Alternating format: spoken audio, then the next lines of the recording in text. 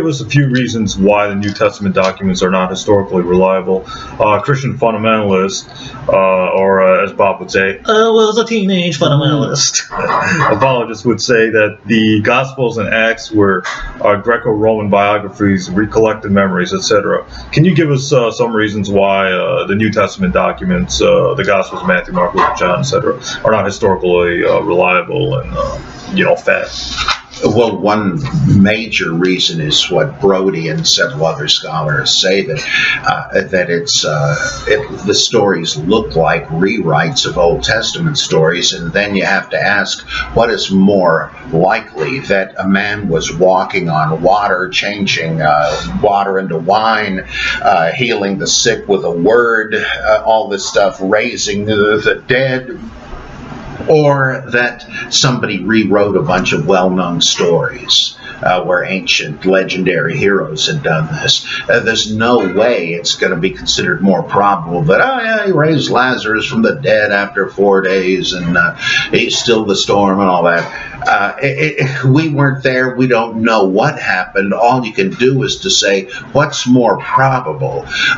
Another problem is that the Gospels do not read like eyewitness testimony, and by that I mean, in the ancient world, they knew what we would call table talk. They knew what that was. Like, we have table talk of Martin Luther. The people that knew him wrote down. Yeah, I remember when Martin Luther used to say, I wish people had stopped confusing me with Lex Luthor, or whatever, salvation's by grace through faith, And they say, yeah, Luther used to say this and that and the other thing because they were there.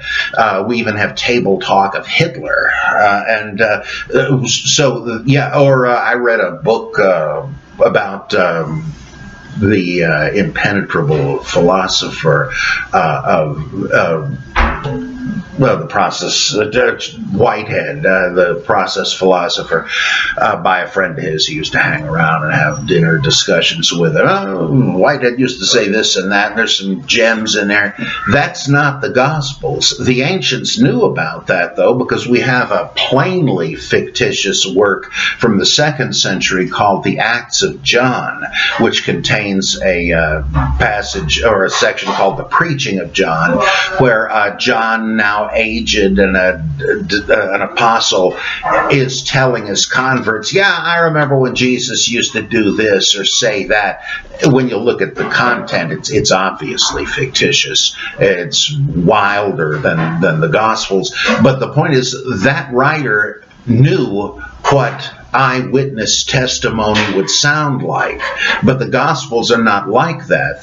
They're short little nuggets, little anecdotes and episodes like we find about the Greek philosophers. And research into higher education in the Hellenistic world shows that students were assigned the task. They'd be studying Socrates or Diogenes or whoever, and the teacher would say, now I want you to write up a little anecdote where the philosopher addresses so-and-so question to see if you have a good grasp of what he would say. Like people say, what would Jesus do? Well, what would Diogenes have said about this, do you think? So students would concoct these things, admittedly fictional. Well, that looks kind of like what the gospel anecdotes are. And so it's easy to imagine that there are other ways we would have gotten this stuff than historical reporting, or as in Islam, fairly shortly after the Prophet, there were scholars who noticed that there were tens of thousands of hadiths, these supposedly oral reports of what the Prophet did and said, which supplemented the Quran. He's addressing things that don't come up in the Quran. Well, these devout Muslims knew there is no way all of this could go back to the Prophet Muhammad. And so they set up criteria to weed out the fake ones and still came up with thousands of hadith. Well, and it was even known at the time that, in fact, there's I can almost remember the wording, there is no circumstance in which a holy man is more likely to lie than in matters of religion. And there's even a hadith where Muhammad is made to say that people will be creating these, but if they promote piety, that's all right. And I think the same thing accounts for the Gospels, especially when you find that Jesus is made to say 3 or 4 different things about fasting. Now, what was he, a multiple personality? He keep changing his mind? No, it's obvious that people had their own opinions, and to drive them home, they'd say, well, yeah, this isn't just my opinion. The Son of God said this. And there's just too many other possibilities, and the deck is stacked against the historical accuracy of the Gospels. Oh, okay. Yeah, can we know anything about other figures in Christianity? Did the disciples exist? Peter, John, James, etc. And how did the travels of their deaths get recorded? Because Christian fundamentalists like William Lane Craig, Michael Conan, and other Christian fundamentalists would say that the disciples died for their belief in the resurrection.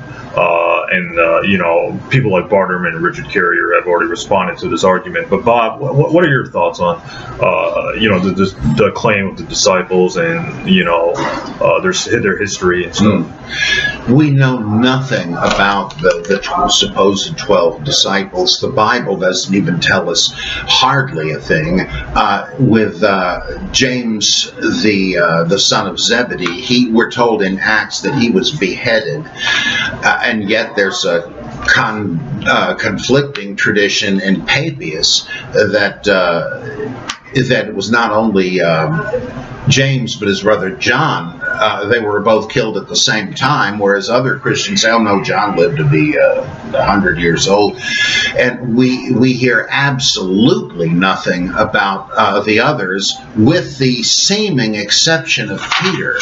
But Peter appears to be a kind of Dr. Watson figure.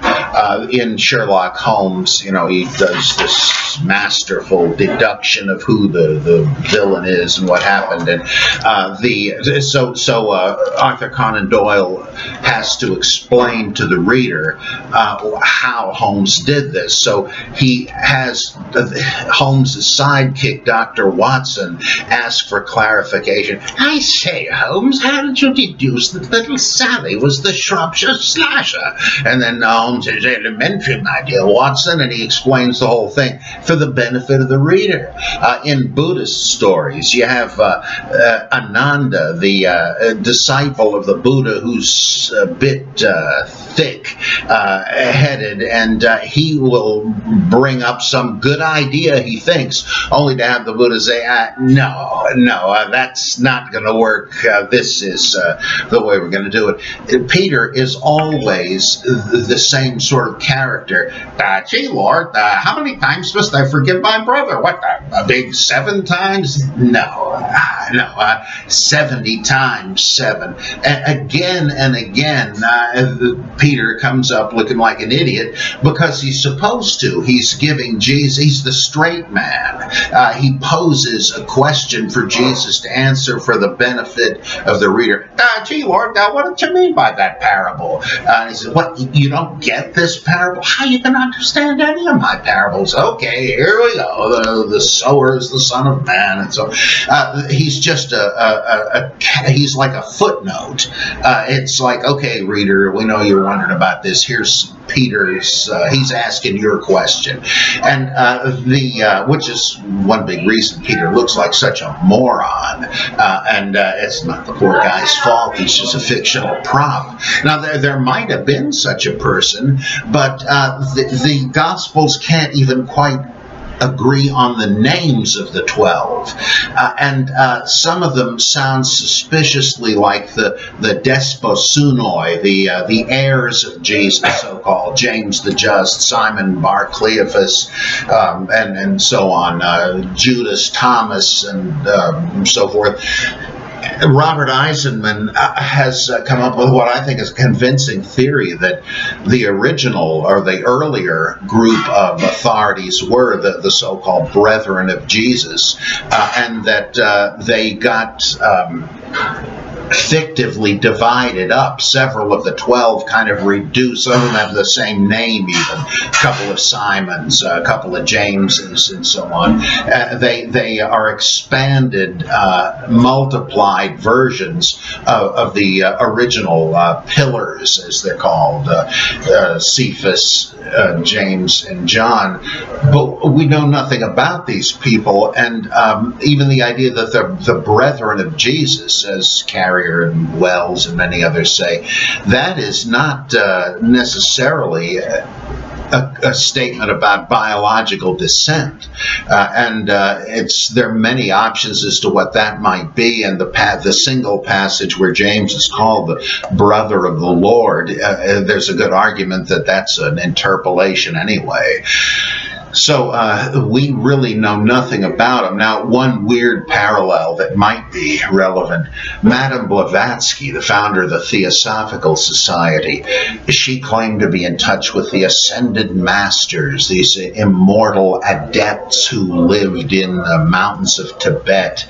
They've transcended mortality, and she had all sorts of fancy names for them, Kuthumi, Moria El, etc., etc., etc., a bunch of them. Research has shown that, and she, oh boy, what a character she was. She would claim to have revelations from these guys that would flutter down from a vent in the ceiling. And she said, oh, here's another revelation.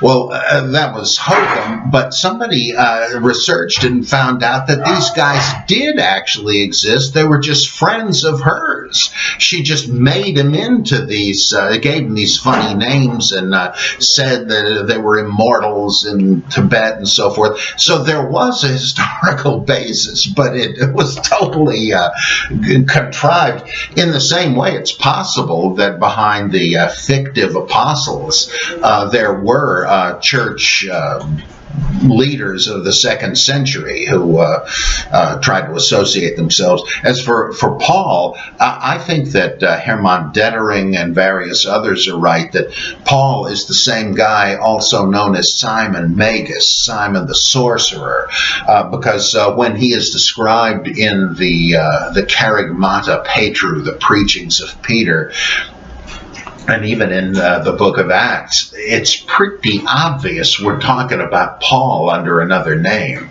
The law is over, and salvation is by grace, not by works of the law, and so on. And Peter confronts him, much as in the book of Galatians, when they tangle at Antioch.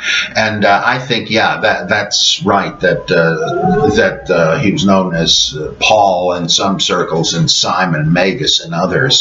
So yeah, I think, and Simon is mentioned by Josephus as a kind of Rasputin figure connected to the Herodians and so forth. And so yeah, I think there was a historical Paul, just that he's Simon Magus.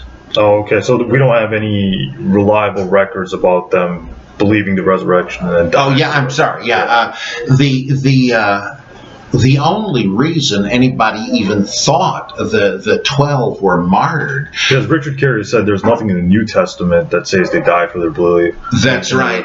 And when you look at the books that say they were, these are wildly unhistorical, fanciful legends where Andrew and Matthias go preach to the cannibals, and Paul is executed by Nero, but then immediately rises from the dead and threatens Nero. You're next, and just all kinds of crazy, fabulous stuff that is much wilder than anything in the New Testament. You're going to take this as history, and even if we knew they were martyred, and we don't know that, you'd have to ask if the Roman inquisitors were in the habit of giving you a chance to recant. We don't know that. I mean, from what we read in and the sources we have, they said, I hear you're a Christian, come with me. We don't know that they were like, giving a thumb screws now. You renounce that Jesus guy, right? No, I'm not going to do it. Ouch! Well, there's no reason to think this happened. And so it's just amazing to me what apologists will resort to